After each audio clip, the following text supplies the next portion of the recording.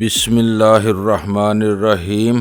گمنام ہیرو کے معزز ناظرین، السلام علیکم۔ آئیے چلتے ہیں کہانی کی طرف۔ تم اپنی مرضی کے مالک ہو، اس نے تابع دارانہ لہجے میں کہا۔ جو فیصلہ چاہو کر سکتے ہو، مجھے اپنا حکم کا غلام پاؤ گے۔ ہم لوگ اپنی عقل اور جذبات کا سہارا لینے لگیں تو شی کا سخت ڈسپلن چند روز بھی نہ چل پائے گا۔ میں نے اولینی کو معاف کرنے کا فیصلہ کر لیا ہے۔ چند ثانیوں کے بوجھل سکوت کے بعد میں نے دھیمی آواز میں کہا، میرا اندھا انتقام سلطان شاہ کے سانسوں کی ٹوٹتی ہوئی لڑی کو سہارا نہیں دے سکتا تھا۔ اس کیبن کی حرارت سے اس کی حالت بہتر ہو رہی ہے۔ ریمبرا نے بستر کی طرف دیکھتے ہوئے پر امید لہجے میں کہا، اس کے سانسوں کی رفتار آہستہ آہستہ بہتر ہو رہی ہے۔ اس کے کہنے پر میں نے گہری نظر سے سلطان شاہ کی طرف دیکھا تو اندازہ ہوا کہ ریمبرا کا قیاس درست تھا۔ سانسوں کے مد و جزر کے ساتھ اس کے بدن پر طاری ہونے والی کرب کی کیفیت میں خاصی کمی ہو چکی تھی اور سانس اندر لیتے ہوئے سلطان شاہ کے بدن پر بس تناؤ سا طاری ہو رہا تھا، پھر عضلات ڈھیلے پڑ جاتے تھے۔ اس کی پشت مسلسل بستر ہی سے ٹکی ہوئی تھی۔ اسے برانڈی دے دیتے تو یہ جلد سنبھل جاتا۔ ریمبرا نے جھجکتے ہوئے کہا، ہم ایک بہت بھیانک مہم پر ہیں۔ میں نے مذہب کا حوالہ درمیان میں لائے بغیر پرخیال آواز میں کہا، شیلون تو پھر بھی اپنا تھا، دوسروں کے ہاتھوں ہم اس سے بری حالت سے گزر سکتے ہیں۔ میں دیکھنا چاہتا ہوں کہ برانڈی یا کسی اور سہارے کے بغیر یہ کتنی دیر میں سنبھل سکے گا۔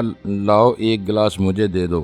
ریمبرا کے چہرے پر تحیر امیز بے بسی پھیل گئی اور وہ مجھے میرے خالی کیے ہوئے گلاس میں دوبارہ برانڈی انڈیلنے میں مصروف ہو گیا۔ شاید یہ بات اس کی سمجھ میں نہیں آ سکی تھی کہ ایک طرف تو میں سلطان شاہ کی زندگی اور سلامتی کی طرف سے بہت زیادہ فکر مند تھا اور دوسری طرف اس کو برانڈی پلانے سے گریز کرتے ہوئے خود پینے پر تلا ہوا تھا۔ لیکن میں شی کا ایک مقتدر آئی مین تھا جس کے کسی بھی حکم کی یا فیصلے پر کسی کو کوئی سوال کرنے کا اختیار نہیں تھا، لہٰذا اپنی حیرانی کے باوجود وہ لب کشائی کی جرت نہ کر سکا۔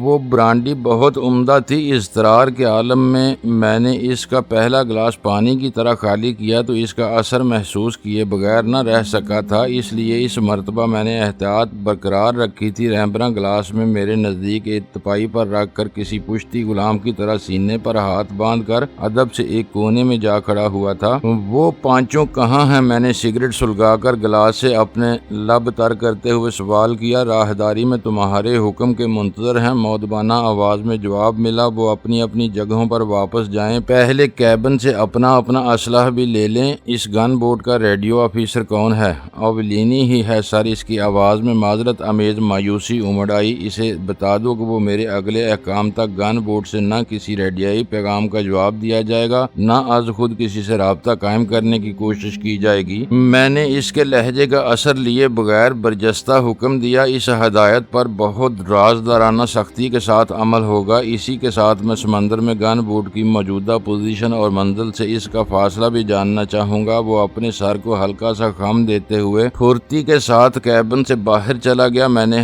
آخری ہدایت کے لیے سوچ سمجھ کر زو معنی الفاظ منتخب کیے تھے، کیونکہ شی کے خون آشام ہرکاروں سے نجات کے لیے میں نے ویرا سے ملی ہوئی سلور آئی تو کامیابی کے ساتھ استعمال کر ڈالی تھی، مگر اس وقت گن بوٹ پر سب سے زیادہ با اختیار ہوتے ہوئے بھی میں سب سے زیادہ بے خبر تھا۔ سلطان شاہ کی حالت میں بہتری کے آثار محسوس کرتے ہی یہ خواہش میرے ذہن پر حاوی ہو گئی تھی کہ گن بوٹ کی طے شدہ منزل میرے علم میں آئے تاکہ اسی کے مطابق اپنا آئندہ لائحہ عمل طے کر سکوں۔ وقت دھیمے دھیمے گزرتا رہا۔ اس دوران میں سلطان شاہ کی حالت اس حد تک سنبھل گئی کہ اس کی موت کا خوف میرے دل سے نکل گیا۔ اس کا تنفس رفتہ رفتہ اعتدال پر آ گیا۔ عہدے ہونٹوں پر خون کی سرخی ابھرتی محسوس ہونے لگی اور پپوٹوں کے نیچے وقفے وقفے سے آنکھوں کی پتلیاں بھی متحرک نظر آنے لگیں۔ کم و بیش 20 منٹ تک میں پوری یکسوئی اور توجہ کے ساتھ اسی مشاہدے میں مصروف رہا اور پھر ریمبرا واپس آ گیا۔ منزل کا انحصار اب تمہاری مرضی پر ہے، اس نے آتے ہی کہا تھا۔ ویسے گن بوٹ اس وقت فرانس کے مغرب میں ساحل سے تقریباً 150 میل دور مغرب ہی میں گہرے سمندر کی طرف سفر کر رہی ہے۔ میری مرضی کا عنصر اب شامل ہوا ہے۔ میں نے اس کے چہرے سے اس کی نیت کا اندازہ لگانے کی کوشش کرتے ہوئے پوچھا، اس سے پہلے کیا پروگرام تھا؟ کچھ بھی نہیں، میرے سخت لہجے پر وہ خائف ہو کر بولا۔ شیلون اس گن بوٹ کا کمانڈر تھا، اسی کے حکم پر ہم سب اپنی کمینگاہ سے کھلے سمندر میں نکلے تھے۔ واپسی کی سمت کا تعین اسی کو کرنا تھا، لیکن اب وہ ہم میں نہیں رہا۔ کپتان کو بھی نئی صورتحال سے آگاہ کر دیا گیا ہے۔ اس نے گن بوٹ کی رفتار بہت دھیمی کر لی ہے اور اب تمہارے حکم کا منتظر ہے۔ اگر میں گن بوٹ پر نہ آیا ہوتا لیکن شیلون مر گیا ہوتا تو کیا ہوتا؟ میں نے قدرے برہمی اختیار کر لی۔ میں کپتان سے ہارے مکان پر بات کر کے آیا ہوں، اس نے جلدی سے کہا۔ وہ کہتا ہے کہ کسی مجبوری کی حالت میں ناچار ہمیں اپنے بیس اسٹیشن لوٹنا پڑتا۔ وہ آئی مین کی حیثیت سے میرے برم کا ایک کڑا امتحان تھا۔ اس کی ادھوری باتوں سے مجھے الجھن ہونے لگی تھی۔ میں اپنی طرف سے کم از کم سوال کر کے زیادہ سے زیادہ معلومات حاصل کرنا چاہتا تھا، لہٰذا میں نے فوراً ہی مشتعل ہونے کی اداکاری کرنے کا فیصلہ کر لیا۔ میرے لیے یہ سب غیر اہم ہے۔ تمہارے یونٹ کا طریقہ کار جہنم میں جائے۔ میں تمہاری مبہم اصلاحات کے بجائے جغرافیائی حوالوں سے جواب سننا چاہتا ہوں۔ میں معافی چاہتا ہوں، مجھے معاف کر دیں۔ سر وہ بکھلا کر رکوع کے انداز میں جھکتے ہوئے رو دینے والی آواز میں بولا، یہ گن بوٹ فرانس کے انتہائی شمال مغرب کونے پر بریسٹ نامی ساحلی شہر کے نواح میں دشوار گزار کھاڑیوں میں لنگر انداز رہتی ہے، وہی ہمارا بیس اسٹیشن کہلاتا ہے۔ اس وقت ہم بریسٹ سے کم از کم 250 میل دور نکلے ہوئے ہیں۔ شیلون کی کمان میں ہم نے وہیں سے اپنے سفر کا آغاز کیا تھا، لیکن ہمارا کپتان بہت گاگ ہے۔ وہ یورپ کی ہر بندرگاہ سے اچھی طرح واقف ہے۔ تم جہاں چاہو وہ جا سکتا ہے کیونکہ گن بوٹ پر راشن کا وافر ذخیرہ موجود ہے جو 15 روز کے لیے کافی ہوگا۔ اس مدت میں ہم پورا بحر اوقیانوس بھی عبور کر سکتے ہیں۔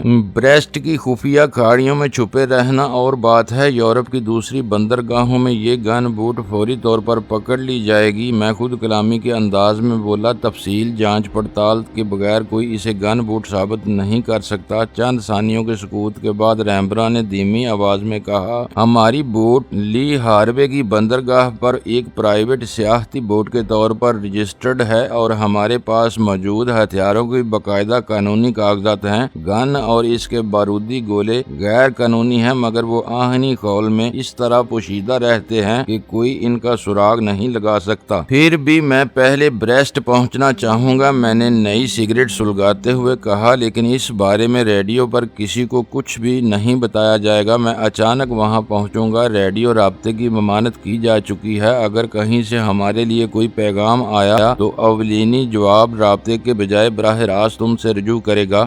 جاؤ اور میری ہدایت کپتان تک پہنچا دو۔ میرے ساتھی کے ہوش میں آنے تک تم اسی کیبن میں موجود رہو گے۔ میں ایک دفعہ پھر بے ہوش سلطان شاہ کے ساتھ اس کیبن میں اکیلا رہ گیا، جہاں بڑا ہوا درجہ حرارت اب مجھے ناخوشگوار محسوس ہونے لگا تھا۔ سلطان شاہ خطرے کی حد سے نکل چکا تھا، لہٰذا میں نے تھرموسٹیٹ گھما کر درجہ حرارت میں کمی کا بندوبست کیا اور اپنے اس منصوبے پر غور کرنے لگا جو میرے ذہن میں جنم لے چکا تھا۔ گن بوٹ کے عملے پر اپنی مضبوط گرفت کا اندازہ لگاتے ہی میں نے اس چھوٹے سے جنگی جہاز پر مکمل قبضے کا منصوبہ بنا لیا تھا، جس کی کلید اس کے بیس اسٹیشن کی تباہی میں تھی۔ بریسٹ کی نواحی کھاڑیوں والے جب تک زندہ اور محفوظ تھے گن بوٹ کو فراموش نہیں کر سکتے تھے، اور جب کئی دن تک گن بوٹ واپس نہ لوٹتی یا اس کی طرف سے کوئی پیغام نہ ملتا تو ہنگامی بنیادوں پر ہر طرف اس کی تلاش کی مہم کا آغاز ہو جاتا۔ لیکن ایک بار ان کو ہلاک اور ان کے مواصلاتی آلات کو تباہ کرنے کے بعد میں نسبتاً زیادہ مدت تک بے فکری کے ساتھ گن بوٹ کو استعمال کر سکتا تھا۔ اس بارے میں مجھے ابھی ریمبرا سے بہت کچھ معلوم کرنا تھا اور اس سے کام بھی لینا تھا۔ ان لوگوں کو شی اور جہازراں جمی لائٹ کے تعلق کا علم نہیں تھا، مگر میں اس بارے میں پورے طرح پر یقین تھا کیونکہ ہم دونوں کے روزالی پر سفر کے بارے میں انگلینڈ میں کوئی ایسا سراغ نہیں چھوڑا گیا تھا جو شی کی مدد کرتا۔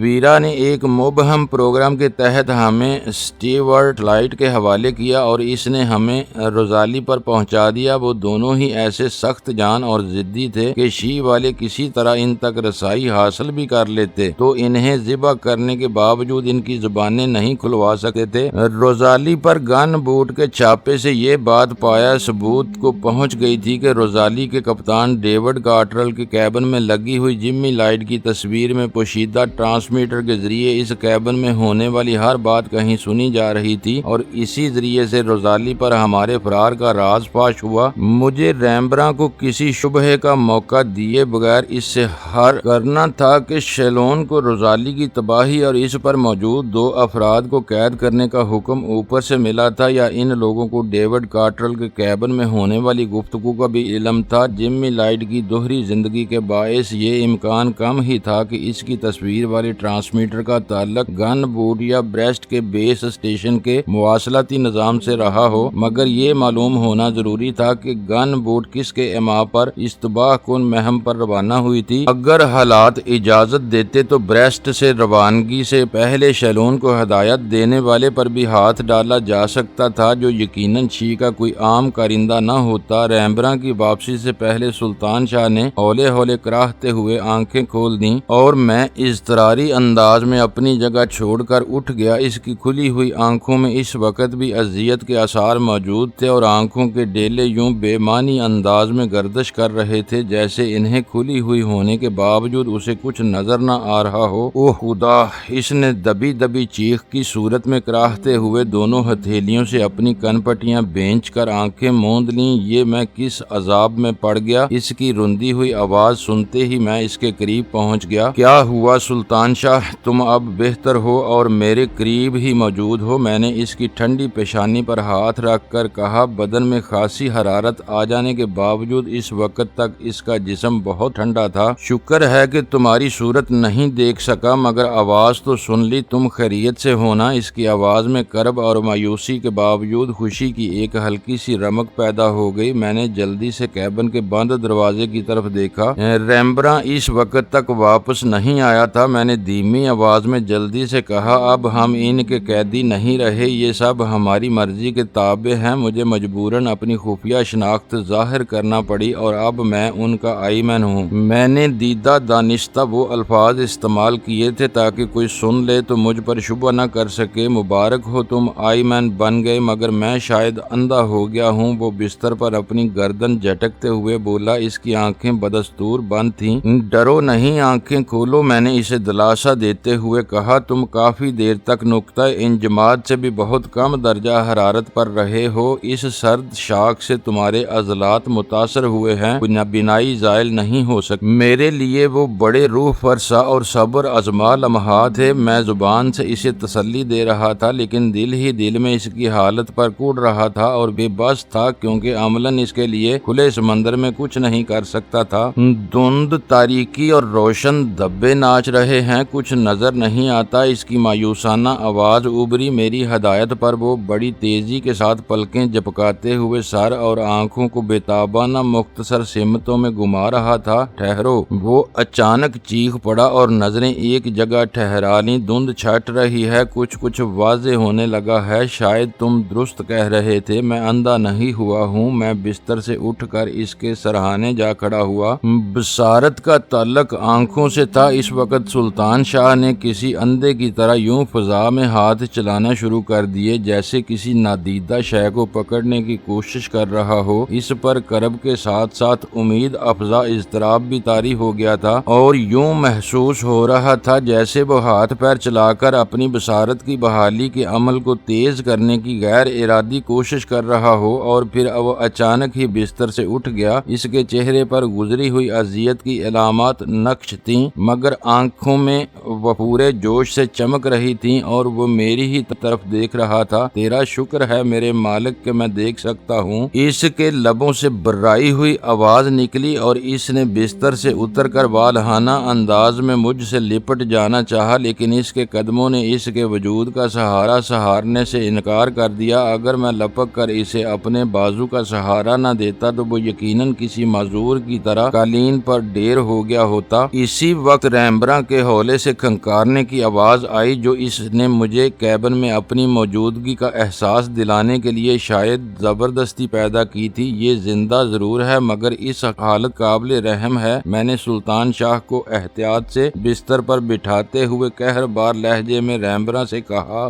اس کے اکڑے ہوئے رگ پٹھے آہستہ آہستہ ہی اعتدال پر آ سکیں گے، ریمبراں نے متاسفانہ لہجے میں کہا۔ قوت بحالی ہونے کے ساتھ یہ بستر پر لیٹا ہلکی ہلکی ورزش کرتا رہے تو یہ مدت مختصر بھی ہو سکتی ہے۔ مختصر تو بہت کچھ ہو سکتا ہے، میں نے دانت پیستے ہوئے کہا، مگر میں اولینی کو معاف کر چکا ہوں اور شیلون کی خوش نصیبی سے موت اسے اپنی آغوش میں پناہ دے چکی ہے۔ اس کی لاش کہاں ہے؟ آخری سوال میں نے چونکتے ہوئے کیا تھا، کیونکہ اچانک ہی مجھے ایک بار پھر روزالی کے کپتان ڈیوڈ کارٹرل کی المناک موت یاد آ گئی تھی، جسے شیلون نے بے دردی کے ساتھ کسی موذی چوپائے کی طرح گولی مار کر جاگ اڑاتے سمندر میں پھینک دیا تھا، اور ایسا کرتے ہوئے اس صفاق کی پیشانی تک شکن آلود نہیں ہوئی تھی، اسی جگہ اور اسی حالت میں پڑی ہے جیسے تم نے چھوڑی تھی۔ ریمبرا نے آہستگی کے ساتھ کہا، تمہاری ہدایت کے بغیر کوئی اسے ہاتھ بھی نہ لگائے گا۔ اس کی لاش سمندر میں پھینک دو، میں نے سرد تحکمانہ لہجے میں کہا۔ بدماش روح جب جسد خاکی سے پرواز کر جاتی ہے تو لاش باری ہو جاتی ہے اور اپنے ساتھ دوسروں کو بھی لے ڈوبتی ہے۔ بہتر ہوگا کہ ایسی بری گھڑی آنے سے پہلے اسی کو سمندر میں غرق کر دیا جائے۔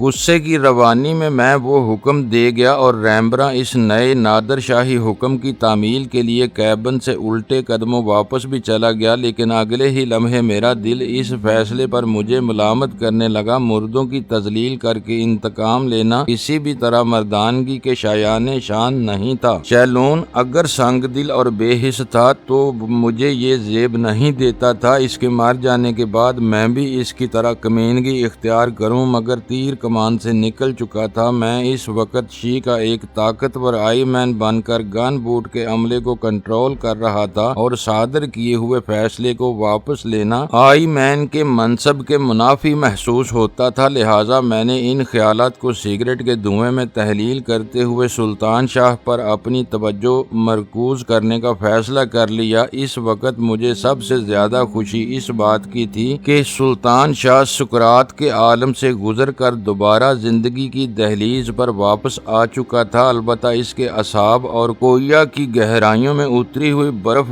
گار کی ہڈیوں میں گودا جما دینے والی ٹھنڈک کے اثرات باقی تھے، جن کے زائل ہونے میں چند گھنٹوں سے چند دن تک کوئی بھی مدت لگ سکتی تھی، جس کے بارے میں مجھے اب تک زیادہ فکر نہیں تھی۔ کمال ہے، آئی مین ہو جانے کے باوجود تمہارے بدن پر ابھی تک وہی میلی ڈانگری نظر آ رہی ہے جو روزالی پر پہنی تھی۔ سلطان شاہ نے بستر پر لیٹ کر خود کو سنبھالتے ہوئے پھیکی مسکراہٹ کے ساتھ کہا، شاید اس نے اپنے حواس بحال ہوتے ہی اندازہ لگا لیا تھا کہ اس کی ابتر حالت کی وجہ سے میں بدترین ذہنی دباؤ کا شکار ہو گیا تھا، اسی لیے وہ شگفتہ گفتگو کر کے اس بوجھل پن کو ختم کرنے کی کوشش کر رہا تھا۔ میری جسامت شیلون سے مشابہ ہے، اس کا لباس میرے بالکل فٹ ہوگا۔ میں خود بھی اس سے پر گزرے ہوئے کٹھن لمحات کے ذکر سے گریز کرنا چاہ رہا تھا، اور اس وقت ہم اسی کے کیبن پر قابض ہیں۔ اب بھی تو تم اس آدمی سے شیلون کی لاش سمندر میں پھینکنے کی بات کر رہے تھے، اس نے میری بات کاٹ کر کہا۔ ہاں، وہ دل کے دورے سے مر گیا، وہ وہی ملعون تھا جس نے پہلے ڈیوڈ کارٹرل کو ہلاک کیا اور پھر تمہیں برف گھر میں قید کرا دیا۔ اس گن بوٹ کا کمانڈر وہی تھا۔ پھر اب اس بوٹ کا کمانڈر کون ہے؟ اس نے کمزور مگر تحیر امیز لہجے میں سوال کیا۔ آئی مین سپر مین ہوتا ہے، میں نے داہنی آنکھ دبا کر کہا۔ میری موجودگی میں کوئی دوسرا کمانڈر نہیں ہو سکتا۔ تم نے اچھا کیا جو یاد دلا دیا، مجھے اپنا لباس بدل لینا چاہیے۔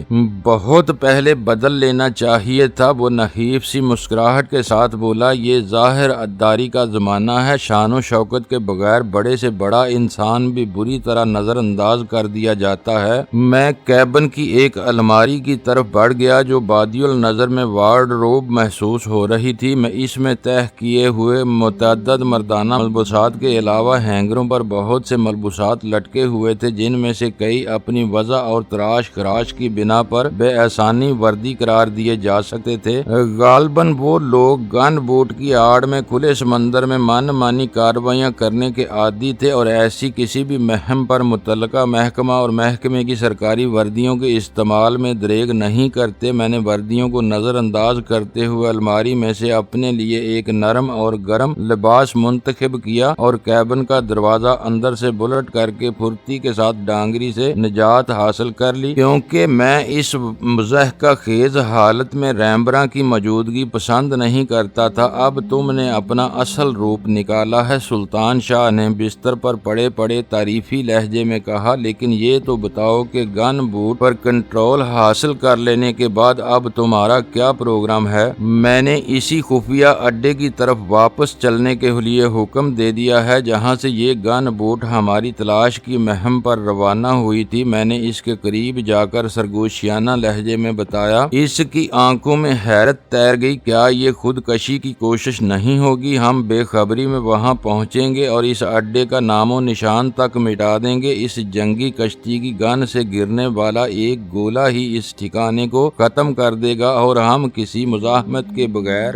گن بوٹ پر طویل مدت تک اپنا قبضہ برقرار رکھ سکیں گے، کیونکہ اب اسی کے ذریعے ہمیں نجات کی کوئی راہ تلاش کرنا ہے۔ اور تمہیں خوش فہمی ہے کہ اس بحری اڈے کی تباہی میں گن بوٹ کا عملہ بے چون چرا تمہارا ساتھ دے گا۔ اس نے بے چینی کے عالم میں سوال کیا، تم یہ کیوں بول رہے ہو کہ میں آئی مین ہوں؟ وہ میرے کسی حکم سے سر انحراف نہیں کر سکیں گے۔ میں نے پورے اعتماد لہجے میں کہا، شیلون کی موت کے بعد میں نے ان کے رویے سے اپنی طاقت کا صحیح اندازہ لگا لیا ہے اور ان لوگوں کو کسی سے بھی ریڈیائی رابطہ قائم کرنے کی ممانعت کر دی ہے۔ تم یہ کیسے کہہ سکتے ہو کہ وہ تمہارے حکم پر شی کے مفادات کے خلاف بھی جا سکیں گے؟ شی کے مفادات اور ترجیحات کا تعین ان کا کام نہیں۔ ان معاملات میں آئی مین پالیسی ساز تصور کیا جاتا ہے۔ جو کچھ وہ طے کر لے وہی شی کا مفاد ہوتا ہے۔ اس سے انحراف کرنے والے کے لیے موت سے کم کوئی سزا تجویز نہیں کی جا سکتی۔ میں نے مختصر ترین الفاظ میں اپنے اخذ کیے ہوئے نتائج کا نچوڑ اسے سنا دیا۔ اللہ کرے کہ تمہارے قیاسات درست ثابت ہوں۔ اس کی بات ادھوری رہ گئی کیونکہ اسی وقت کیبن کے بند دروازے پر دستک کی آواز سنائی دی۔ میں فوری طور پر دروازے کا بلٹ گرانے کے لیے بڑھ گیا۔ دروازہ کھولنے پر ریمبراں کا ستا ہوا چہرہ دیکھ کر میں نے اسے اندر بلا لیا، لیکن اس کے چہرے پر سب تاثرات کے بارے میں کوئی سوال نہیں کیا۔ میرا خیال تھا کہ وہ شیلون کے ساتھ کافی عرصے سے کام کر رہا تھا اور اس طویل رفاقت کے نتیجے میں اس کے دل میں اپنے کمانڈر کے لیے نرم گوشہ پیدا ہو گیا تھا۔ شیلون کی موت میں خوف و دہشت کا عنصر ضرور نمایاں تھا، لیکن عملاً اس کی موت فطری انداز میں ہوئی تھی جس پر صبر کرنے کے علاوہ کوئی چارہ نہیں تھا۔ لیکن اپنے کمانڈر کی بے جان لاش کو سمندر کی بے رحم اور شفاق موجوں کے حوالے کرتے ہوئے ریمبراں کا ارزدہ ہونا انسانی جبلت کے عین مطابق تھا، جس پر مجھے متعرض ہونے کا کوئی حق نہیں تھا، کیونکہ مجھے پورا یقین تھا کہ اب پوری دنیا کی ہمدردیاں بھی شیلون کو واپس نہ لا سکیں گی۔ اس وقت گن بوٹ کی کیا پوزیشن ہے؟ چند ثانیوں کے سکوت کے بعد میں نے سوال کیا۔ ہر چیز نارمل ہے، ریمبراں نے محتاط لہجے میں کہا۔ فرانسیسی بحریہ کا پرچم اتار دیا گیا ہے، عملے نے وردیاں بھی تبدیل کر لی ہیں اور اب یہ ایک نجی تفریحی بوٹ کی حیثیت میں کھلے سمندر سے بریسٹ کی واپسی کی راہ اختیار کر رہی ہے۔ اندازہ ہے کہ صبح ہونے سے پہلے ہم بحفاظت اپنے بیس اسٹیشن پر پہنچ جائیں گے۔ میرے ساتھی کی حالت کافی سنبھل گئی ہے، میں نے کہا، لیکن اسے دیکھ بھال کی ضرورت ہے۔ تم یہیں اس کے پاس ٹھہرو، میں بریسٹ پہنچنے سے پہلے گن بوٹ کا جائزہ لینا چاہتا ہوں۔ تم چاہو تو تمہاری رہنمائی کے لیے میں کسی کو بلا لوں؟ اس نے مؤدبانہ لہجے میں سوال کیا۔ اس طرح تم ترتیب کے ساتھ گن بوٹ کا ہر حصہ دیکھ سکو گے۔ بات معقول تھی، لہٰذا میں نے رضامندی ظاہر کر دی اور وہ ایک گوشے میں دیوار پر ہک سے لٹکے ہوئے انٹرکام کی طرف بڑھ گیا اور میں سوچنے پر مجبور ہو گیا کہ اس سے پہلے پیغام رسانی کے لیے انٹرکام استعمال کرنے کی بجائے وہ خود کیوں دوڑ کر جاتا رہا تھا۔ تم نے ہر بار مجھے احکام پہنچانے کا حکم دیا اور میں نے تعمیل کی۔ اگر میں انٹرکام استعمال کرنے کی اجازت طلب کرتا تو تم اسے میری گستاخی بھی سمجھ سکتے تھے۔ میرے استفسار پر اتنا کہہ کر وہ لحظہ بھر کے لیے جھجکا اور پھر بولا، تم یہ بھی سوچ سکتے تھے کہ میں کسی وجہ سے تمہارے قریب رہنا چاہ رہا ہوں۔ ایلی فور کون ہے جسے تم نے بلایا ہے؟ میں نے پوچھا۔ گن بوٹ کی اسسٹنٹ نیویگیٹر ہے۔ فرینچ ہونے کے باوجود اس کی انگریزی بہت رواں اور صاف ستھری ہے۔ دوسروں سے بات کرتے ہوئے تم الجھن میں پڑ سکتے تھے۔ بظاہر اس کی ہر بات معقول اور قابل قبول تھی، لیکن میں اس نئے ماحول میں کوئی خطرہ مول لینے کے لیے تیار نہیں تھا۔ دوسری طرف میرے ذہن میں شیلون کی وہ بیم گن موجود تھی جو اس نے مرنے سے قبل ریمبراں سے طلب کی تھی۔ اس کی مدد سے اس نے مجھے ہاتھ لگائے بغیر زندگی بھر کے لیے معذور کرنے کی دھمکی دی تھی، جس کا مطلب تھا کہ وہ کوئی نیا اور مہلک ہتھیار تھا جو کسی مخدوش صورتحال میں میرے کام آ سکتا تھا۔ شیلون کی بیم گن کہاں ہے؟ میں نے اس سے پوچھا اجازت ہو تو نکال دوں؟ اس نے استفسار طلب لہجے میں کہا اور میرا اشارہ پاتے ہی مشاہری کی دوسری طرف رکھی ہوئی میز کی دراز سے سیاہ پستول نما ایک ہتھیار نکال لایا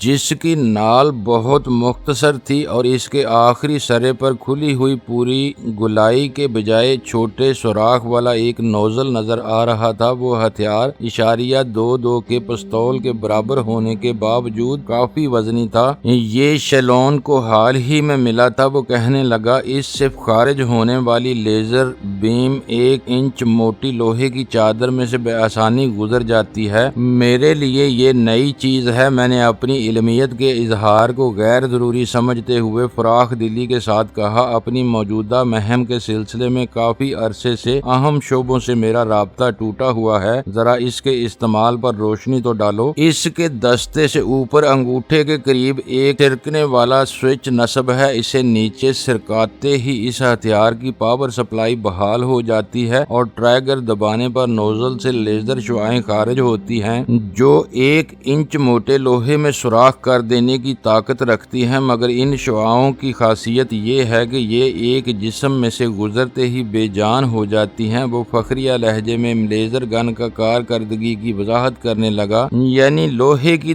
2 پتلی چادریں ایک دوسرے سے چند میٹر فاصلے پر رکھی آگے پیچھے کھڑی کر دی جائیں تو بیم گن صرف آگے والی چادر میں سوراخ کرے گی، پچھلی چادر محفوظ رہے گی۔ ایسی صورت میں یہ ٹھوس لوہے کی 1 انچ موٹائی میں سے گزرنے کی طاقت کنڈیشن کی وجہ سے کھو بیٹھ، اور اس کی رینج کتنی ہے؟ 100 میٹر تک یہ شعاعیں بہت مہلک رہتی ہیں۔ انتہائی تیز رفتار ہونے کے باوجود کشش ثقل کے باعث بیم گن آگے بڑھتے ہوئے زمین کی طرف بتدریج جھکتی جاتی ہے، اس لیے فاصلے پر مار کے لیے پروجیکٹائل اس کے اصول حرکت کو ذہن میں رکھنا پڑتا ہے۔ نال کے قریب بیم کی موٹائی سوئی جیسی ہوتی ہے، لیکن فاصلہ بڑھنے کے ساتھ اس کا دائرہ کار بھی پھیلتا جاتا ہے۔ 100 میٹر کے بعد یہ شعاعیں حیرت ناک سرعت کے ساتھ فضا میں تحلیل ہو جاتی ہیں۔ اگر شیلون کو یہ بیم گن دی تھی تو اس کے پاس ایکسپلوڈر بھی رہا ہوگا؟ میں نے سوال کیا۔ ایکسپلوڈر سے میں لا علم ہوں، اس نے بے بسی سے کہا۔ وہ بھی پستول ہی ہے، لیکن اس کی گولی کسی بھی جسم میں داخل ہوتے ہی پھٹ جاتی ہے اور لاش کے چیتھڑے اڑ جاتے ہیں، میں نے اسے سمجھایا۔ اوہ،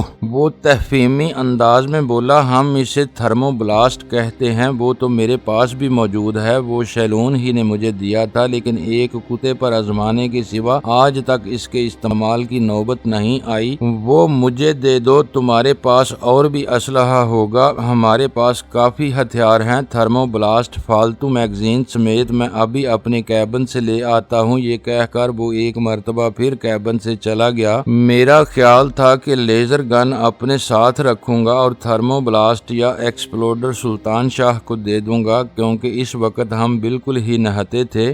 دروازہ اس بار اندر سے بلٹ نہیں تھا۔ دروازے پر دستک کے جواب میں نے اس طرف مڑنے کی زحمت کیے بغیر بلند آواز میں کام کہا، میرا خیال تھا کہ آنے والا ریمبراں ہوگا، لیکن چند ثانیوں کے بعد میرے کانوں میں ایک سریلی نسوانی آواز آئی تو میں خوشگوار حیرت کے ساتھ تیزی سے پلٹا اور پھر اپنے سامنے کھڑی اس حسین ساحرہ کو دیکھتا ہی رہ گیا، جس کے پتلے پتلے گلابی ہونٹوں پر دعوت انگیز مسکان مچل رہی تھی اور نیلی آنکھوں میں عجیب وحشیانہ سی چمک موجود تھی، جس نے اس کے تیکھے خد و خال اور گلابی رنگت کا حسن ناقابل بیان حد تک بڑھا دیا تھا۔ اس کے سلیقے سے ترشے ہوئے اخروٹی رنگ کے بال بے پرواہی سے اس کے شانوں پر بکھرے ہوئے تھے اور فر کے کالر والے سیاہ اونی کوٹ کے نیچے اس کے بدن پر اسکرٹ اور بلاؤز نظر آ رہا تھا۔ مجھے ریمبراں نے طلب کیا تھا سر، میرے بدن میں اتر جانے والی جارحانہ نظروں سے بکھلا کر اس نے جلدی سے کہا، میرا نام ایلی نور ہے، میں گن بوٹ کی اسسٹنٹ نیویگیٹر ہوں۔ تم جو بھی ہو بہت خوب ہو، میں نے تحسین امیز لہجے میں کہا۔ سلطان شاہ پر گزرنے والے روح فرسا لمحات کے بعد اس حسین و جمیل دوشیزہ کو اپنے روبرو دیکھ کر میری جمالیاتی حس یک بیک ہی پوری قوت سے بیدار ہو گئی تھی اور میرے ذہن میں کچھ تر و تازہ خوشگوار لمحات کی امید پیدا ہو گئی تھی۔ تمہیں معلوم ہے کہ تم اس وقت کس کے روبرو موجود ہو؟ میں نے اس کی زندگی سے بھرپور آنکھوں میں جھانکتے ہوئے پر اشتیاق لہجے میں سوال کیا۔